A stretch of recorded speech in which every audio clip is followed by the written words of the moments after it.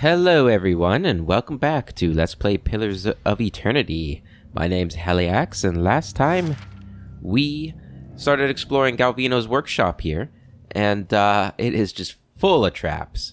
We're just hitting every single trap we can possibly hit because we don't have any perception on the team, or very little. And even when we can find a trap, we don't have the mechanics to dispel it, it seems like. Which is a pain, but hopefully, I mean, he doesn't have much. There's not really a whole lot of other places he can be hiding, I feel like. Well, I guess there's every corner of the map, but hopefully we're close to finding Galvino. All right, then. And maybe we can ask him to turn off the damn traps. Jesus. Alright, let's go ahead and be stealthing so we don't get caught. Exceptional hunting bow. Very nice. And a cell key. Okay, so we can get into that cell. Presumably. Nice and quiet. First, let's see what's over here. Probably more traps.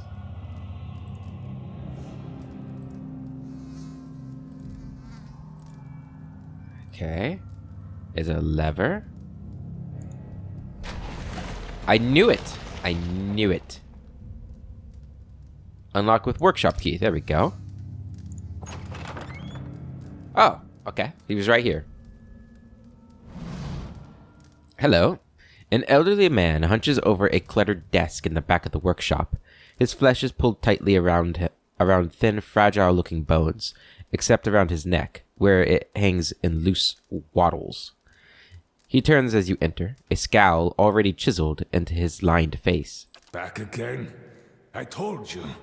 He hesitates, squinting at you from behind smudged and dusty spectacles. Of course, a fresh fool to replace the last fools.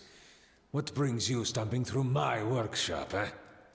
He draws his words out, looking you up and down. A sneer creeps across his face. We've got questions about Durgan's battery and the White Forge. Watch your tone, old man. Seems like you already know. I sell false teeth. Heard you could use a new set. What were those things?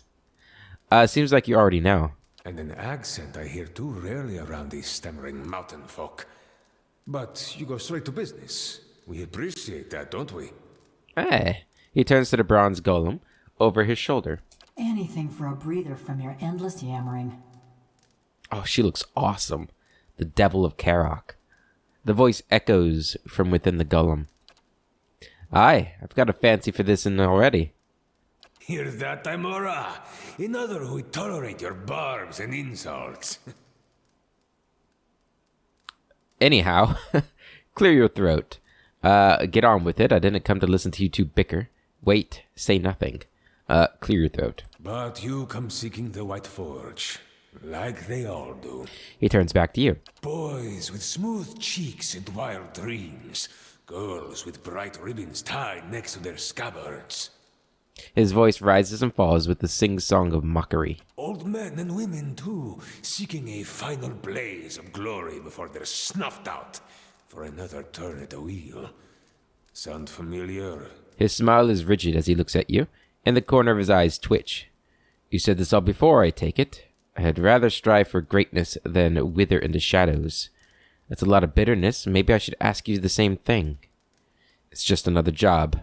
It's a lot of bitterness. Maybe I should ask you the same thing. Save your breath. He hawks a wad of phlegm from the back of his throat and spits it into the corner. I have this conversation with every pig-headed swashbuckler those Postanagos and stalwarts send here. Go see Galvino, they say. Surely he'll help you. Must have slipped their minds what a busy and important fellow you are. In the silence that follows, the temperature in the room seems to drop. Galvino glares at her. I should have let them stone you. Would have silenced your endless rattling forever. The hanging folds of his skin beneath his neck tremble. Then you'd have naught but those frostbitten inbreds for company. I guess this is what it'd be like if Eloth and Isomir were two separate people. Come now, I sound nothing like either of them. Focus, please. Uldrig said you could help me. Master Galvino, I would really appreciate your help, please. Pathetic old fool, I knew you couldn't tell me anything useful.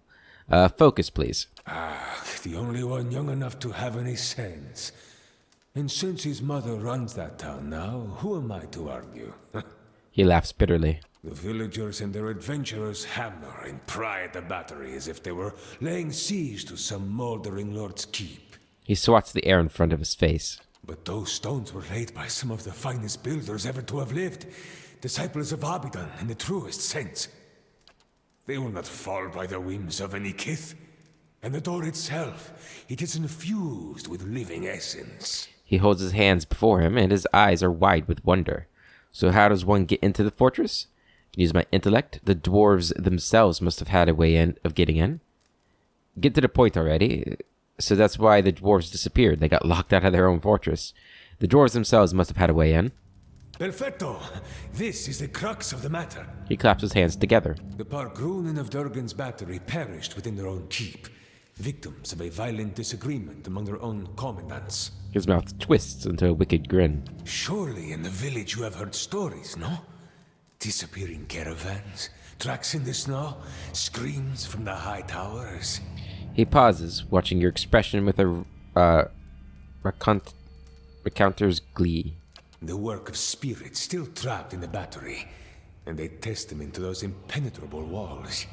He raps on the mortared stone of his own home. But the door of the keep, the one the Pargrunen filled with essence, it was made to listen, to recognize its masters. So I need the door to recognize me. Traditional Optapo cultures revolved around language. Words revealed who they were and where they were from. That is why you need a Cantek. He holds up a twitching finger. Ah, yes, I believe those are anthems of sorts.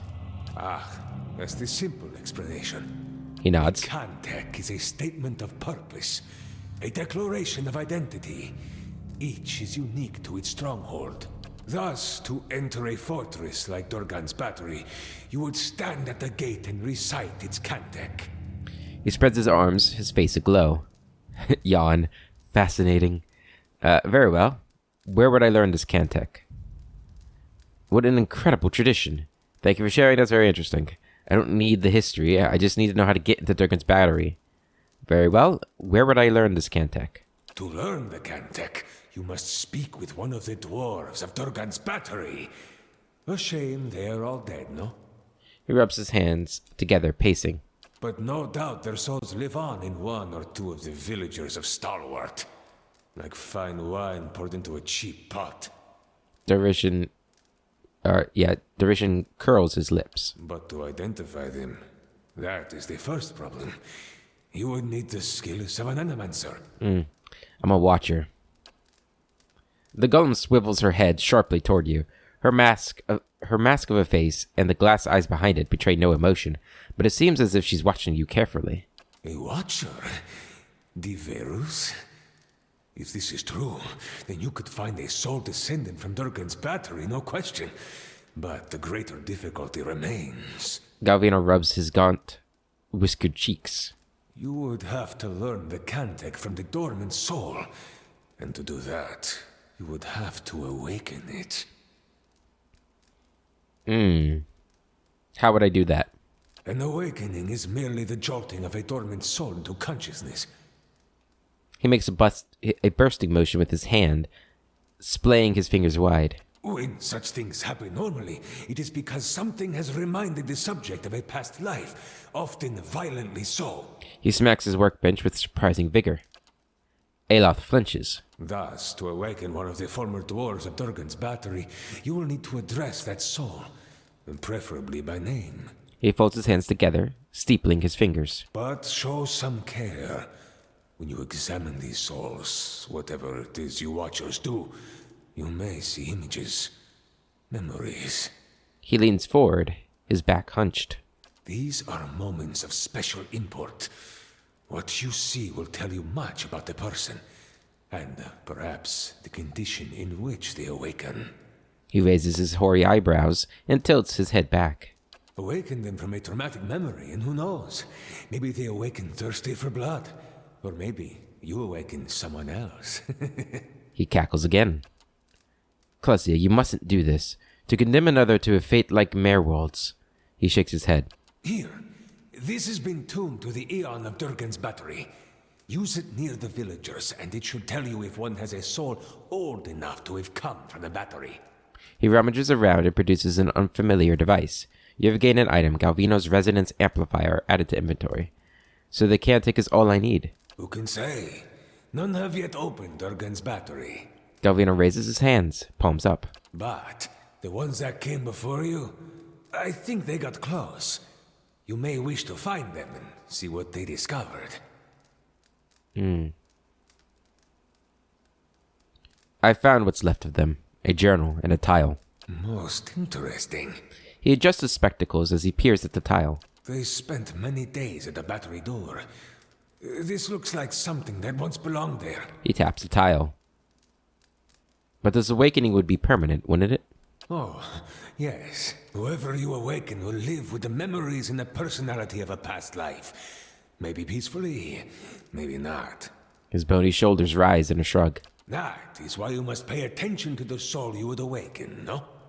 It is a monumental thing to impose on another, but these are the very people who wish to rediscover the White Forge, Verus? He removes his spectacles and polishes the dirty lenses with his tunic. I see. Thank you for your help. You have much work ahead of you, as do I. He nods and turns back to his desk. I'm going with her. The golem looks between you, her neck turning on its oiled joint. You? Go to Stalwart? Is this your macabre sense of humor, or has something gone to rust in that beautiful head I crafted? Galvino stares at her agape. No one will bother me while I'm with her. Besides, I can help her find people in Stalwart. The golem's burnished face is eerily impassive. You haven't been to Stalwart in 13 years. And this Watcher sees souls. What help could you be? Besides, I have need of you here. You owe whatever remains of your wicked life to me. A frown sours on his lips as he taps his chest with a crooked finger. The golem says nothing, but her essence smolders. Resentment rises from her in shimmering waves. She swivels her head to look at you. What's the story between you two? This charming specimen is a convicted murderer. The Devil of Caroc, she's called. Mighty fine of you to start with my good qualities, and you wonder why we don't get more visitors. Killed over a dozen people before they finally caught up to her in Stalwart. Perfect company for lonely camps and mountain passes, no? He nudges you, all the while grinning wickedly at the motionless golem. Hey, I know how to start a campfire. The only reason she's not a frozen corpse is because I convinced the old mayor to let me try an experiment. A shadow passes over his face. You put a person's soul into a metal body? Why did you build her? Why is she called the Devil of Caroc? Aren't you afraid she'll murder you? That's all I wanted to know. You put a person's soul into a metal body? He leans back, raising his hands. Into a work of art! Look at this! Craftsmanship worthy of a jeweler! He traces the scroll work that runs along the golem's jaw. Fully articulated joints, capable of grasping a pen and writing her own name. He grabs her hand and delicately bends her tapered fingers. And of crushing your throat. She snatches her hand away. It is remarkable, to be honest. Show me another smith anywhere in the Deerwood who is capable of such delicacy and precision. She is a masterpiece. Galvino steps back and takes a longer look at her. Why did you build her? Why build a fortress or a village or anything? To make something that keeps, that... A disgusted sigh rattles in his throat. It was the early days of the legacy. My peers in the colleges of animancy were filling the Hollowborn with the souls of animals. He pauses, scratching his chin. You're right. By comparison, this sounds perfectly sane. He rolls his eyes. I thought there was a better way. He is silent for several seconds, his gaze growing distant. One with a Plum Academy job back in Salona? Don't forget that part. He glares at her with narrowed eyes. Ach, now we know the truth. Reputation is everything in the Republics, and that reputation is built on success, says Pelagina. Why is she called the Devil of Caroc? She committed her first crime in the village of Caroc. Burned a family alive in their home. Jesus, he shrugs. Did the same thing in half a dozen other villages, but the name stuck. I take it your experiment didn't go over well with the rest of the village. Here we go. She rolls her eyes, rasping them against their sockets. They were going to stone her anyway. Why not allow her to be put to some useful purpose? His lips curl back from yellowing teeth. My life's ambition. To serve somebody's useful purpose. Better than no purpose at all, says Pelagina. I approached Mayor Sinahiod and begged. He saw the potential and allowed me the privilege of attempting my little experiment. He sneers at the words and the indignity they recall. His shoulders are stooped and his teeth bared. Then, I accomplished what few animancers have even dreamed of. No academic support, no patron. Just me in the middle of nowhere. He jabs a finger into his concave chest. Oh, now you got him all wound up. I transferred a fully intact soul from a living subject to a fabricated body.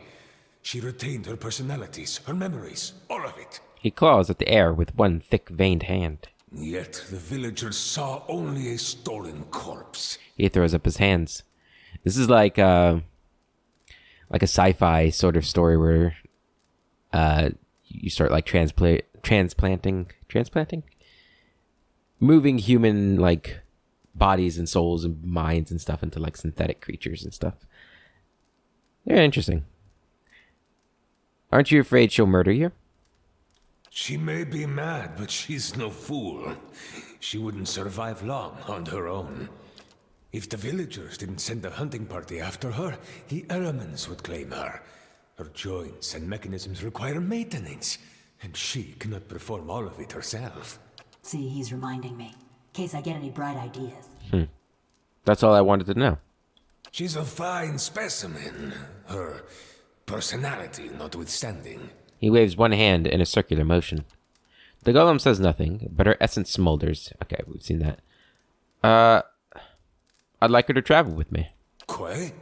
No, you don't know what you ask. He shakes his head, waving his hands. This woman, the devil of Caroc, she was a notorious murderer, burned people alive all over the region.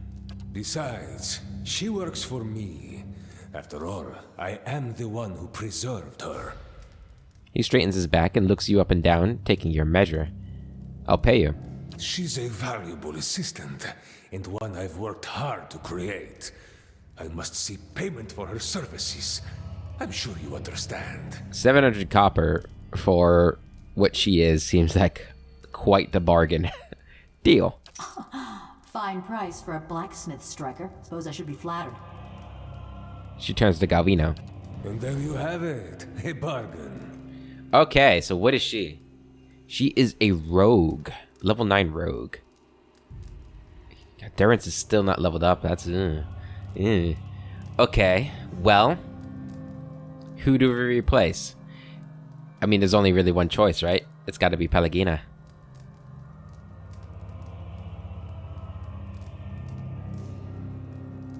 Okay, well... Gores. You'll come back eventually, Pelagina. Man, we were getting tons of companions. This character's really cool, though. And there you have it, a bargain, yep.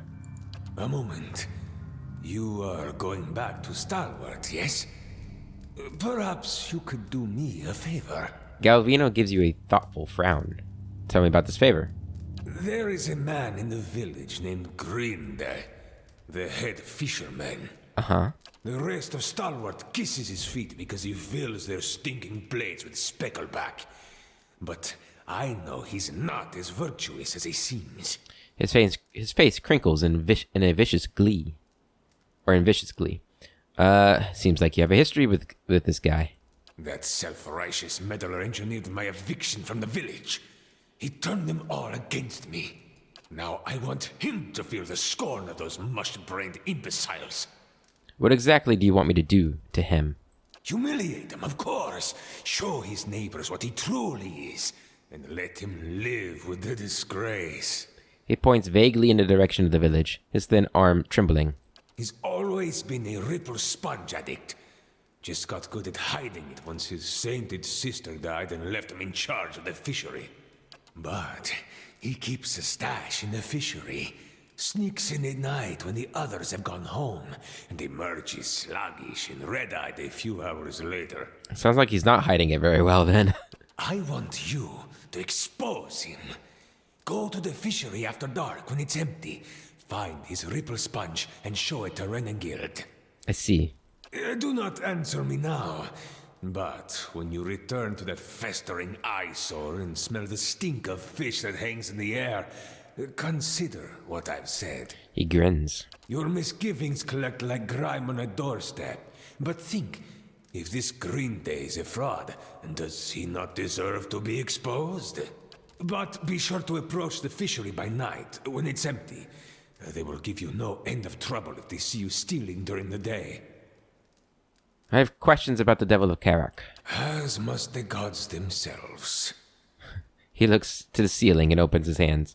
Enough about her. Something else? Tell me again about how to awaken somebody. You're the Watcher, so you know better than anyone, Diverus. You must find a sole descendant of one of the dwarves of Durgan's battery.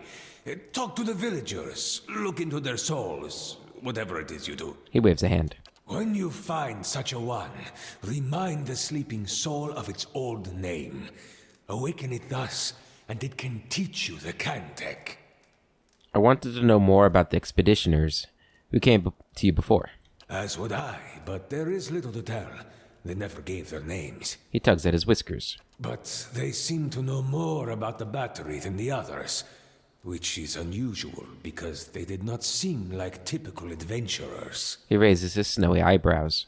Their hands were smooth and marked with ink, not scars, and they traveled light. Unusually so. He rubs at his chin. Unusual indeed. What do you suppose they were looking for? Says Aloth. Val himself could not have said, and I haven't the time to concern myself with the business of strangers. Where were those constructs I encountered in your workshop? Other projects, they are none of your concern. He waves a hand and looks quickly away from you. Okay, I am too dumb to realize that you're hiding something, so the villagers don't trust you. Do those constructs have something to do with it? Feels dark. He mutters furiously under his breath, raising his hands to the ceiling. For years I've been trying to create another like the Devil of Caroc. Yet those post-Enagos in Starward destroyed my machinery. His drooping skin trembles in his rage. Now, I can only create these broken, mindless things. The devil remains my most perfect creation. His lips twist with the taste of something bitter. Never mind. Wait. Where have you found the souls to create these other golems? Why do you need more golems? I've heard enough. Why do you need more golems? I can't present the Devil of Caroc to the academies, can I? A mad woman and a murderer? No. I need to bring a success to the republics. He rubs his hands together, frowning. Where have you been getting these souls? Smugglers, slavers, fugitives. The kind of riffraff that passed this way. Rarely missed, and good work to keep my little devil busy. He shrugs. Never mind. Farewell. Okay. The Recluse of the White March. Find a villager and stalwart whose sole ancestor is a dwarf of the Durgan's battery. Keep an eye on the Devil of Caroc. Will do. Okay. Taxes collected. So first things first. Let's put her... Okay. There we go. She's a rogue, so I think she'll be fine there. Okay. Let's take a look at her. Right here. Perception 16. We finally have somebody with good perception. Woo! I love the art for her. She looks so cool. Okay. And she's also got good mechanics. Perfect. And stealth. Active effects. A living machine. Immune to poison, disease effects. Can't use food, drinks, or drugs. Immunity to sickened, unconscious, dominated, charmed, confused. +1 might, +1 constitution. Has blinding strike. The target's blinded for 11 seconds. Once per encounter. Coordinated positioning. Twice per encounter. In one quick move, the rogue instantly switches positions with one nearby target, canceling engagement if in effect. Automatic when targeting an ally. Otherwise, must hit versus an enemy's reflex. That could be useful. Finishing blow, if I ever remember it, which I probably won't. It's twice per rest. It's a full attack, with +5 accuracy and 50% damage, and 50% damage by percentage of endurance lost. The rogue looks to finish off an injured opponent with a precise deadly strike that increases in damage the less endurance the target has. So it's like an assassination move. Living machine, we've read that. Hold on. The Devil of Caroc is an extraordinary being. Her artificial body is immune to the effects of poison and disease, but it is unable to process food, drinks, and drugs. Fortunately, I hardly ever use those, so that's fine. According to Galvino, the magic of potions affects the devil despite her strange physiology. However, ordinary field triage is useless. Reckless Assault. So this is a model. Hurts her defense, but increases her accuracy and melee damage. And then +5 deflection. Wait, what? Causes the rogue to dive into battle without a second thought, lowering his or her deflection, but increasing accuracy and weapon damage. Wonder why it has +5 deflection at the end there. Second wind, sneak attack, +50% damage, +50% ranged damage.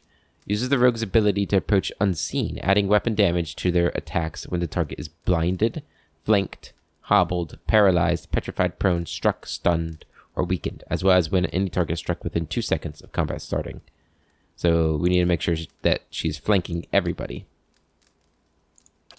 And then Withering Strike weakens a target for 11 seconds and does 50% damage. Or +50% damage. Cool. And we have Weapon Focused Peasants, so she's good with a hatchet, spear, quarterstaff, hunting bow, and unarmed. Backstab dramatically increases damage done from stealth or invisibility. The rogue may use melee or ranged weapons, but must be within 2 meters of the target. Okay. Devastating Blow.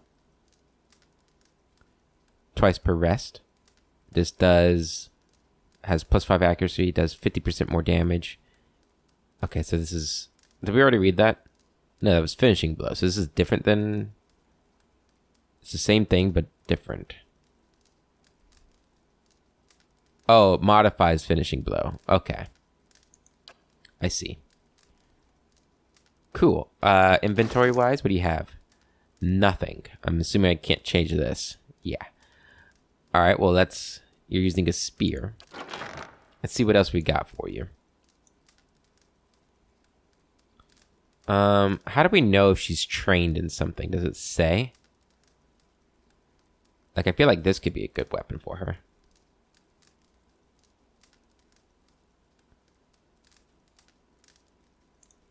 Let's see. Can you? Let's see. Damage. Doesn't do as much damage. Or have as good as accuracy. That's probably because she's not trained in it. Is my guess. I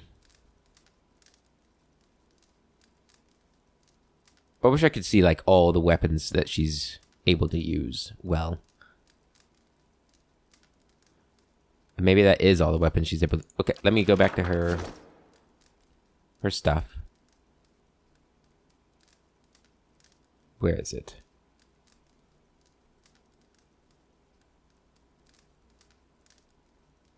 Where? Hatchet, spear, quarterstaff, a hunting bow, or unarmed. We could give her a bow.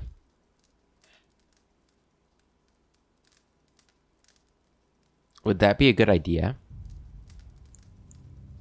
Like, we have that nice bow. I was going to give this a Sagani.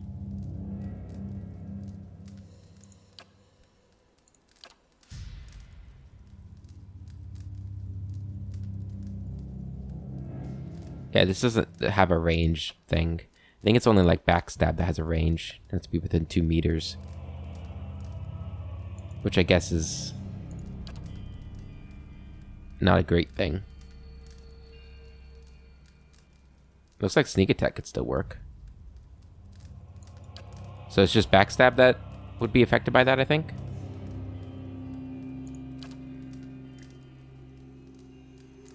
Maybe we will give her that bow. I don't know.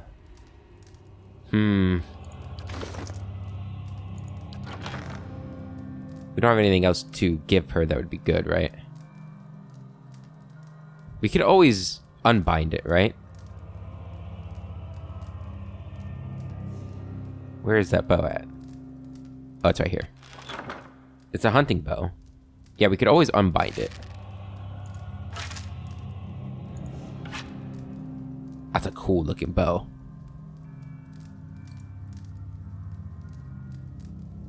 Go ahead and bind it. This weapon can only be bound to characters of the... Oh, she can't. Well, she can still use it, right? It's still probably a pretty good bow. 14 to 21 damage versus... Does 1 more damage, but she has less accuracy with it. And a spear just doesn't really feel right for her.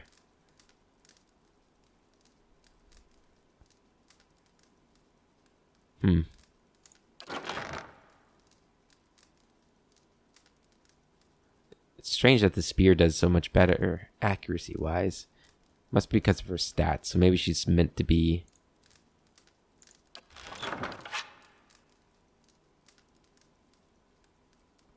Let's see.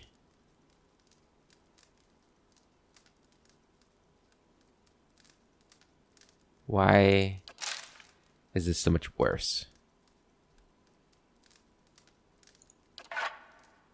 Because it's one-handed. Plus 24 level. We have that. Plus 6 perception. What's the difference? Fine spear. Weapon 30 rogue. Yeah, it's the one-handed, right? It's not just that. It's one-handed. And it's the fine spear part? Yes. Fine spear is plus 1 more than Stormcaller. But this has better damage.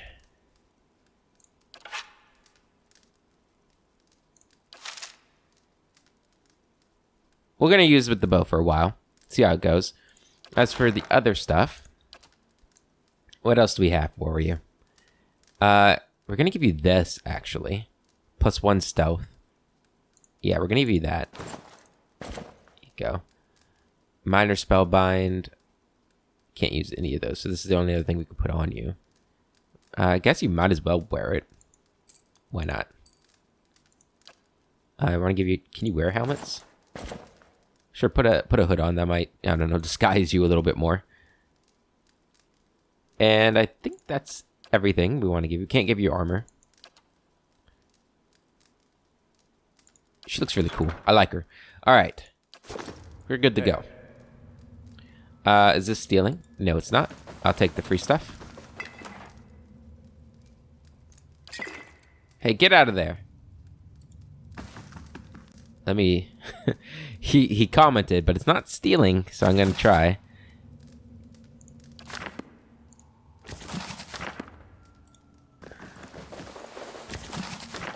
It doesn't seem to care. I'm stealing your stuff, man. This appears to be a crude rendering of the mountains surrounding Durgan's battery. Alright. Okay, so we want to go over here.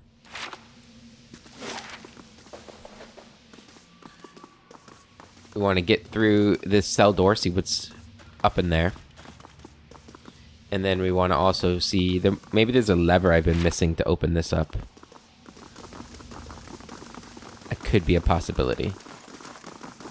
Don't see one immediately, but... Broken construct. Huh. Your money or your life, friend. A tiny voice rises from within the chest of the headless machine. From time to time, a burst of sparks accompanies the rattling of its innards. Excuse me? Get a little lost, did we? There's a toll on these roads. 500 copper, or you'll have a new set of nostrils to breathe out of. The construct's arms twitch spasmodically as at its sides. We're not on a road. I've come to help you. You're free of this place. What are you going to do? Kick me? I don't have much coin. We're not on a road. You really are lost. Tell you what, pay up, and I'll point you to Longholm. That's a decent trade, isn't it? You're in a cell. Look around you. A philosopher, is it? All of us trapped within the cages of our own iniquity? I'll have none of that. There's a manic quality to the voice now, and you hear a harsh metallic whine from within the construct's frame. Just look at yourself. You're a broken machine. You use some very peculiar insults, I have to say. Even so, you'll regret those words. I can't have people saying I've gone soft, can I? The construct suddenly lists sideways, arms akimbo. Huh? That's odd. I swear I had my knife. I've always been very good with knives. Her voice takes on an edge of panic. Where are my hands? Where am I? What's happening? There is a sudden harsh metallic squeal, and the construct pulses with fierce light as it lurches towards you. Poor person. Knock it down. That's it. There we go. Killed broken construct. Hey. Poor thing. Blood moss. Okay, I don't see anything in here. Alright, where is this lever? There has to be one, right?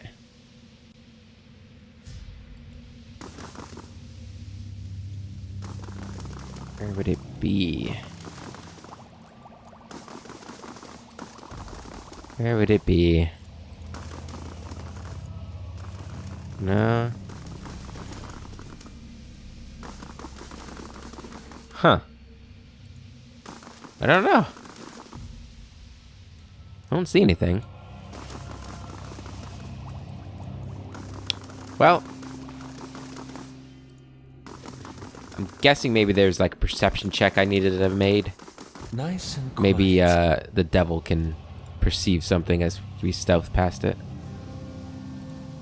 Ain't that Aha. special?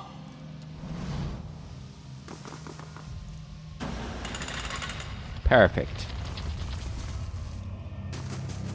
I shall be discreet. What do we have in here? Some money. Lock chest. Oh, she can unlock things now for me too. That'll do. Perfect. Bunch of lockpicks. Even more? A scattered pile of mechanical finger joints lies strewn across this desk.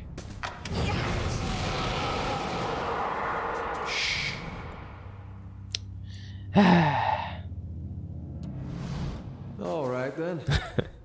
Arranged from top to bottom, these boxes boast increasingly intricate locks. A few broken lockpicks lie discarded on the shelves. If you say so. More lockpicks. Pry bar. Some cheese. Ooh. Gauntlets of Ogre Might. +2 might. And topaz. Alright, Gauntlets of Ogre Might. Who do you want to give those to? You've already got Gauntlets of Ogre Might. So either one of you would be good for, right? Let's see. So for you, increase your damage by 1. What about for you? Probably the same. Yes. I'm gonna give them to you because you do less damage. Yeah, we're gonna do that. Do you want a hood? That looks silly. Yeah, we're good. Hey. Awesome. So we've got everything explored, I believe, of this place. So let's go ahead and leave. Just over here. And we've got... I guess we'll be heading back. So let's go... We're going to go collect all the camping supplies that we need. Or that we left behind. So we don't have to buy any more. And then we'll head back to town. Make sure. Son of a bitch. How is that there? Why was that there? I've already been in here. Damn it. Luckily it didn't do much that I saw. I gotta remember where these camping supplies were. I think there was one in that caravan. And then... maybe one up by where the bandits were. We'll get those, head to town, turn in all the quests. Yeah, I'm pretty sure there was one up here. Actually, I know for a fact there was one up here.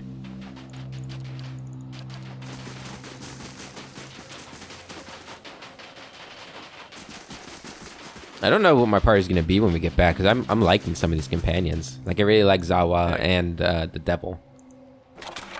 There's one of them, and then the other one would have been down here. Why you were traveling alone?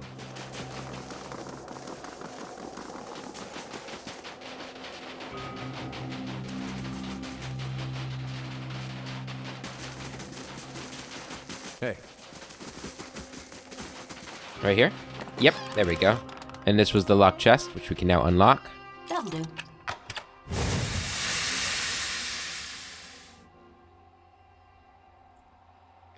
I swear to God, I hate these traps. A rapier, Spell Tongue. Spell Tongue was first forged in Rauatai as a dueling weapon, and it has changed hands dozens of times since then.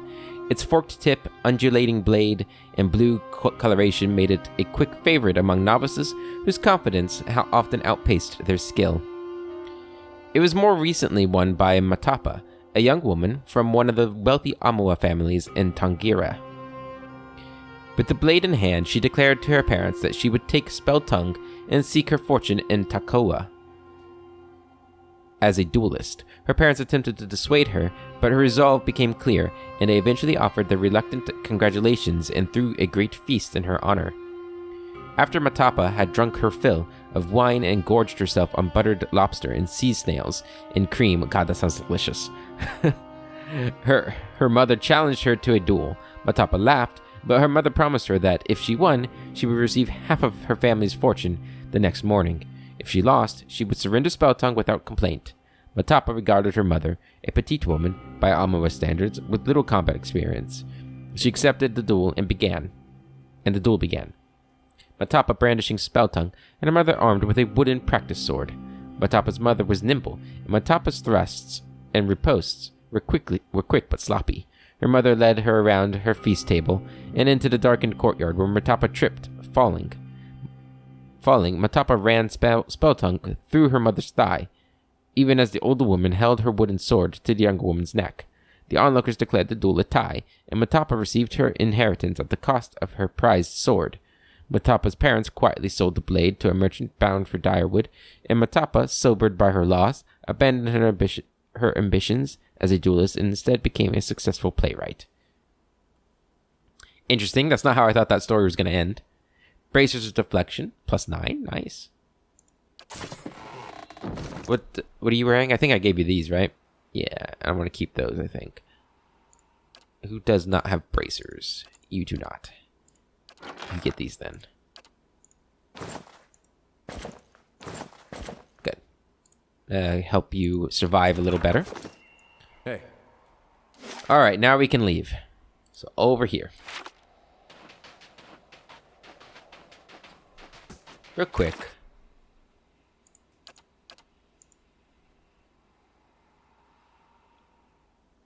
Calvino lives... Renegold has advised me to speak to...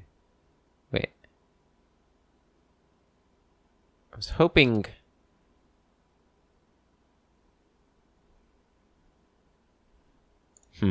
We'll go back. I don't know. We might try to find a different way. I know Aloth doesn't want us to do it. But as of right now, we don't have another option, do we? I mean, unless we can figure out what the Leaden Key was trying to do. Maybe we can do it that way? I don't know. Maybe we need both things, though. Maybe we need this awakened soul and whatever they were trying to do. We are going to go back, though. Rest. Turn in the quest we've completed. I think there were 3 of them. The bounty, the caravan, and the ore.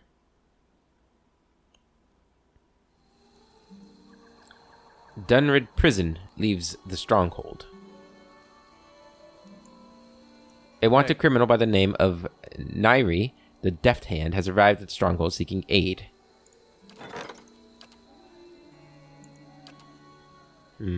Bad visitors. I don't think I'm gonna make it in time. You? I'm still looking for someone to take care of those dangerous folk roaming around out there. If you're up to it. Mesla of the Sisterhood of the Slaked Skull is dead. He grins. Kinda ironic, isn't it? She went around killing people for Barath, and in the end, that's what... Oh, never mind, just take the bounty. He passes you a bag that rattles a coin. Another 3,000 copper and some more experience. Thank you very much. I've heard some new reports of dangerous folk about. Perhaps you'd be interested in going after them too? Sure. That'd be the Disciples of the True Flame and the Old Dunred Hunting Lodge. He shakes his head. Those others you handled are lambs by comparison. That's not good. The Gleaming Society weren't lambs. Tell me more about the Disciples of the True Flame. He scratches the back of his neck. I didn't know what to make of this one, but word is it's a group of dragon cultists. He holds up his hands. I know it sounds bizarre. I didn't believe it myself until I heard that they'd torched an outpost near Maiden Falls. For clearing a nest of worms, they said. Last I heard, they'd made camp near Longwatch Falls. They shouldn't be hard to spot. Okay, so they're obviously after the Alpine Dragon. What's the Old Dunred Hunting Lodge? He shakes his head. Adherents with too much time and money. They travel around hunting monsters for sport. But they leave a mess of wrecked property and dead bodies. Kith, in their wake. They've been charged with murder and general mischief in Defiance Bay, New Hamar, and a dozen other towns in between. Someone saw them hunting in the Russet Wood, so you might look for them there. Alright. More bounties? Hey. Alright, who do we need to go to for this stuff? I think... Alright then. Was the caravan in here? I think so. I think she was on the east side of the inn.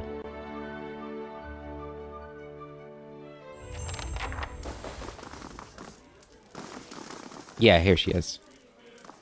You look like you've been in the wilds. You see my wagon out there? I found your goods. You've saved my hide. I can't thank you enough. But I hope you'll take this. I'll take my reward then. Here, as promised. 500 copper. Thanks again. With a little luck, I'll trade these blizzards in for a sea breeze soon enough. And experience, which is the better reward. Quest completed. We're getting pretty close. Hey. Getting pretty close. Okay, we got one more quest to turn in. Or we probably should have rested. We'll rest afterwards. No big deal.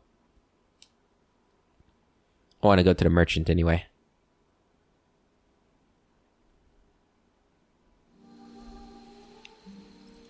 Alright, down over here.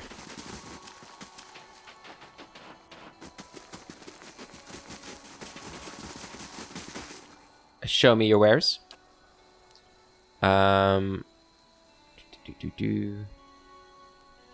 Galvino's resonance amplifier. Just seeing if I need to sell anything in here. I do have some things to sell. Really just that. What is this? Bonus range damage. Well, maybe I should be giving that to the devil. Yeah, so all of this. Wait. I have mine, don't I? Well, I sold it. I hope I have mine still. Still need to solve that damn riddle.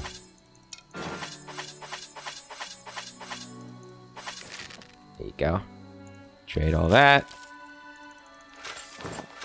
Trade all that. There we go.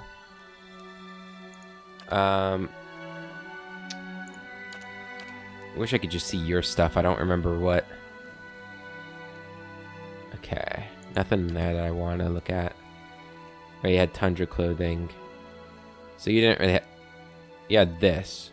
Raiment of whale's eyes.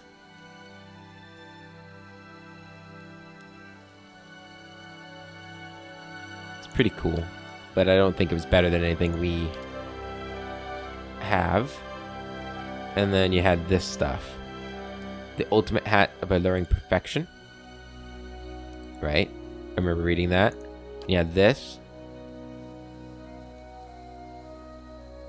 It's pretty good. Ring of deflection. And Riona's buckler. I don't think we need to spend money on that. We have good money right now, though. I like that.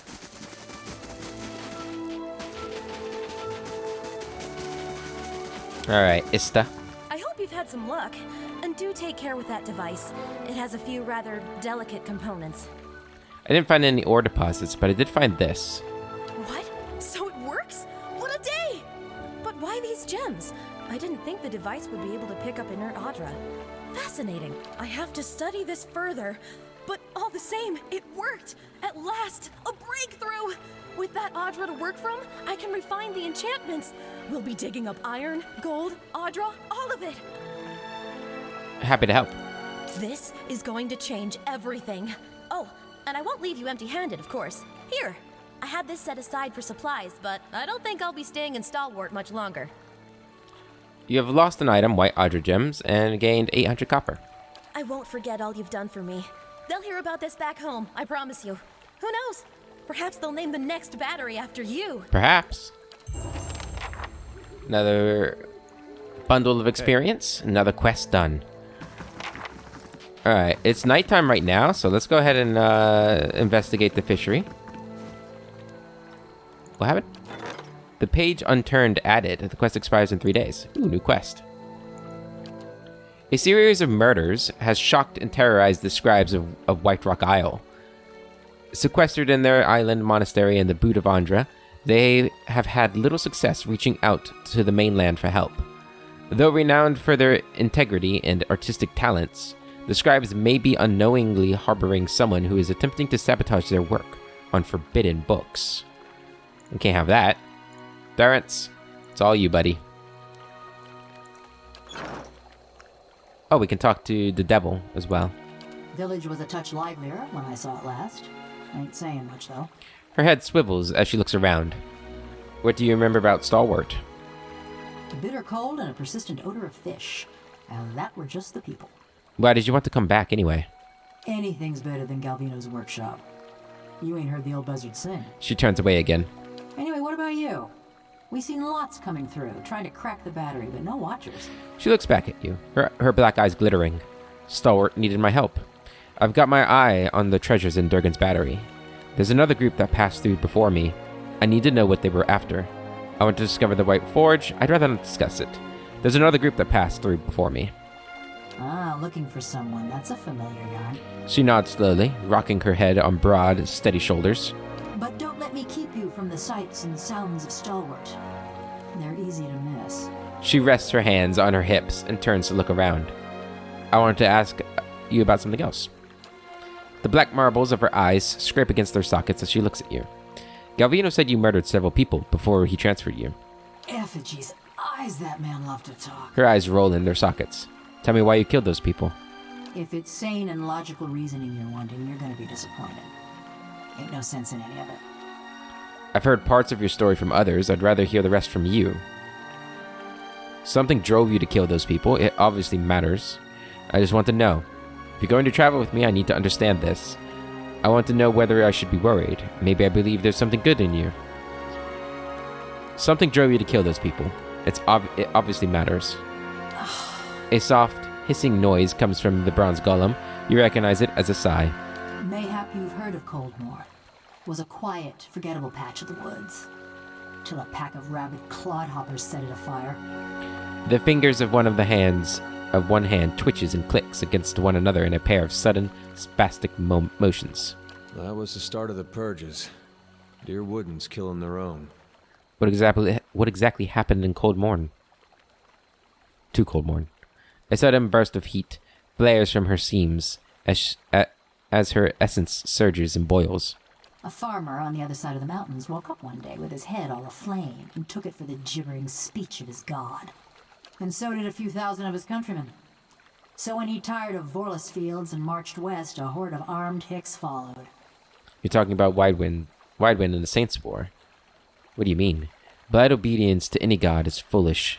Faith means trusting in something even when you don't understand it.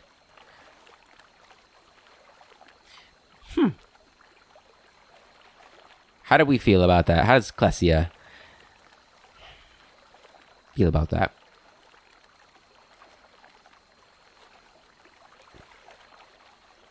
Would she blindly follow her god if they commanded it?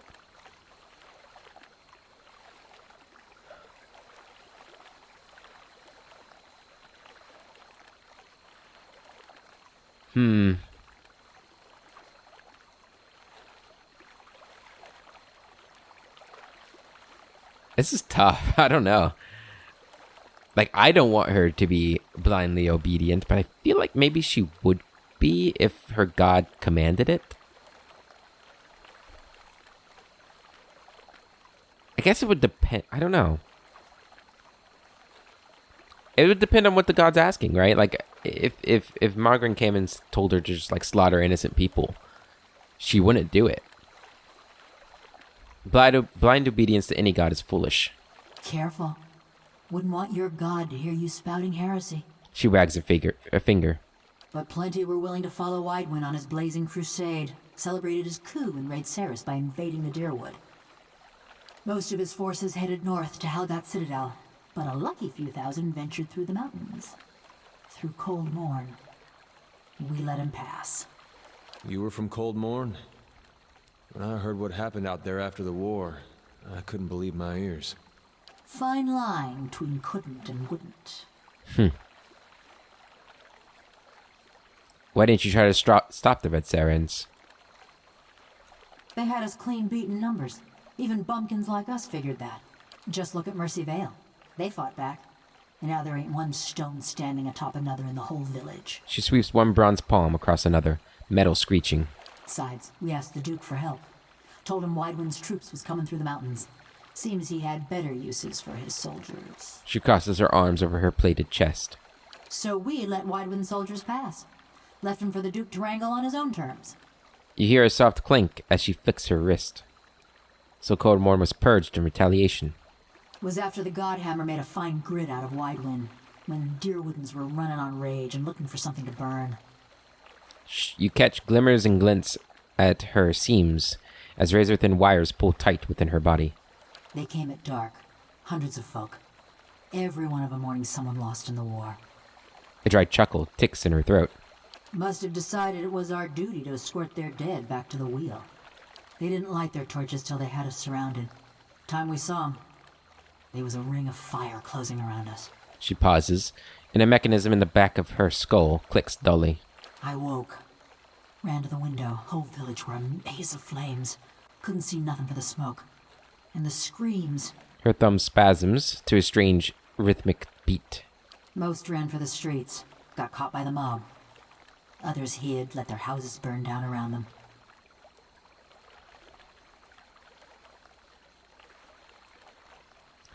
What does that have to do with your crimes? I'm so sorry, that's terrible.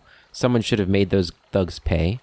You cowards deserve no better. What did you do to survive? I've heard enough for now. What did you do to survive? Ran, fought, hid, burned. Same as my neighbors and family. Just luckier. I'm so sorry. It's terrible. You're the only person in the Deerwood who thinks so. Me, I'm surprised the Duke didn't make our massacre a festival day. What does that have to do with your crimes? Hunting down the men and women what took part. Thought that much was clear. You couldn't have hoped to get them all. But you only kill people who attacked Coldmorn, right? Sure. Her voice is flat, and then as expressionless as her face. You want me to tell you straight? I found the men and women what destroyed my village, and I burned their houses down around them. Sometimes they was alone, and sometimes they wasn't. What exactly did you hope to accomplish? You're a monster! I mean, that reaction there at this point is like... I feel like we knew she was a monster the moment we got her. I mean, we already knew she was a murderer. I'm impressed. You couldn't have hoped to get them all. But you only kill people who attacked Cold Morn, right? You couldn't have hoped to get them all. Well, we just gotta do our best with what time the gods give us, don't we? She barks with jingling laughter. What exactly did you hope to accomplish? It were a mob that destroyed our village. But it was just one man that burned my family's house. Kept hoping I'd get to him as I was working my way through the rest of those maggots. No matter now, I suppose. A sigh rattles out of her bronze skull, but her essence whips and twitches, as restless as a cat's tail. You and Galvino had an unusual relationship? Only kind to have with someone like him. Or me. She crosses her arms. You resent him? No other way to feel about the man who flayed my living soul. Meadow squeals as she shifts her folded arms. How long have you two known each other? Around about 13 years. Too long, you ask me. He claimed he made you.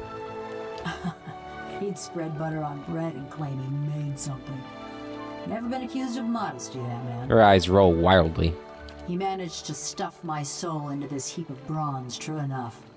Maybe that makes him a genius. Also makes him a son of a bitch. She drums her fingers along one scratched bicep. Did you ever consider murdering him? Every day. Just kept putting it off. It's not like either of us was going anywhere. What exactly did you do for him? She regards you for several seconds. She shrugs. Looked after his tools, cleaned the workshop, swung the sledgehammer. Oh, and snatched up travelers for his soul tinkering. Those other golems, you mean? But don't you worry. They were all bad folk. That's terrible. Thank you for telling me. Just so you know, you got a real professional working for you. Uh-huh. Let's talk about something else. Yeah, I've had enough of them too. She drops her arms, relaxing her posture. Why did you want to come with me? Stalwart's great this time of year. Beareth spells in bloom for a good 5 days, and the mountain squall actually blows the fish stench away from town. She turns away, clacking the fingers of one hand against her palm. Better than staying at Galvino's, anyway. Aloth arches an eyebrow and leans close. I've lived with secrets long enough to know when someone's hiding something. Thanks, Captain Obvious. The black marbles of her eyes scrape against their sockets as she looks at you. I get the feeling you're not welcome in Stalwart. I got a reputation. People in these little villages ain't the most open-minded. Did you murder someone here? Not yet. Right. I'm supposed to believe that you came all the way to Stalwart 13 years ago for the scenery. Believe what you want. I killed a lot of folk, but none of them was in Stalwart. Okay. I'd rather discuss something else. About Durgan's battery. Just because I'm made of metal don't mean I got any special fondness for smiths and forges. She flicks the bronze of her forearm, producing a dissonant ring. Do you know anything about it? No more than what Galvino already told you. Any thoughts on which villagers I should check? For fancy dwarven poetry? None of them ever struck me as especially illiterate. So whichever you can stand to get close to. She shrugs with a rattling of metal. And that's on you. I lost my sense of smell 13 years ago. Do you remember any of the other expeditions that came to Galvino? Nothing specific. Everyone looks about the same when they got their fingers up their noses. She pauses thoughtfully. Then her head snaps forward in a tiny, quick moment of realization. Only the last group, one before you. There was something different about them. 3 of her fingers clench and spasm. Couldn't put my finger on it, but they was dangerous. Almost felt the hair on the back of my neck. She runs her hand along the smooth segment of bronze of her neck. Ain't felt that way about anyone else walking through Galvino's door, that's for sure. Never mind. Murder, tracking, and the best materials for kindling. Those are more my area of expertise. What was your life like before the Saints' War? There weren't much to say about it. By my reckoning, that means it was pretty good. She nods thoughtfully. Ma was a trapper, taught me to set snares and dress game. Dad was a tinker. I never had his patience, but it was fun to watch him work. My brothers and sister, they was good folk too. Part of me's glad they ain't here to see me now. Her face is as blank as ever, but her essence ebbs and writhes. She turns away. That's all. Really interesting character. I like her. I like her a lot. Hey. That is where we are going to end this episode, guys. In the next episode, we are going to check out the fishery, see if Galvino is telling the truth about this guy's habits. And then we're going to sleep, but then we got to decide what we're going to do. If we're going to awaken a soul or see if there's any other way to get into the battery than awakening a soul. I don't know. But until then, I hope you all have a wonderful day, and I'll catch you later.